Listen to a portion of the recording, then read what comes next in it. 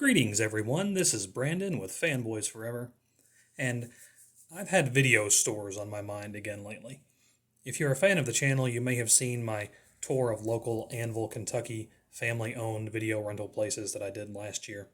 I really loved making that video, took me down memory lane, and recently I watched the new documentary, The Last Blockbuster, once it hit Netflix. I enjoyed that documentary tremendously. Obviously, it was a big nostalgia trip for me, like it is for a lot of people, and all those great Blockbuster memories came rushing back. I will say, though, I was more of a mom and pop video store person. I was never a big Blockbuster customer. I went there to buy movies more than I went to rent movies, because back in the VHS days and then into DVD even, it was always a lot more affordable to wait until you could get something previously viewed. If you wanted a big video collection, you could just go out and buy everything brand new, certainly when you were young anyway. So Blockbuster for me was more a place to buy movies. So this was the Blockbuster in Berea, Kentucky.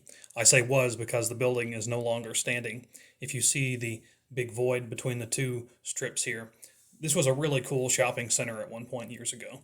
This was Blockbuster and Little Caesars Pizza. And I never frequented this location in particular.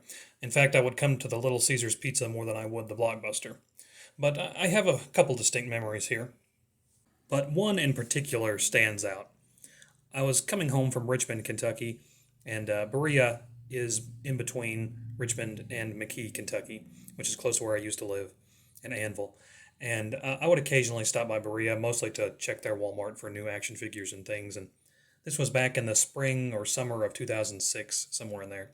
And I just happened to stop by to get a pie from Little Caesars, and I popped in Blockbuster. I want to check out the recently discounted, previously viewed titles. So I go in, I poke around for a few minutes like I usually do, and I pick out Peter Jackson's King Kong, which has just come out the previous Christmas, and Brokeback Mountain by Ang Lee. I hadn't seen Brokeback Mountain yet, but I heard really good things, and I enjoyed Ang Lee's Hulk, so I thought I'll give it a try.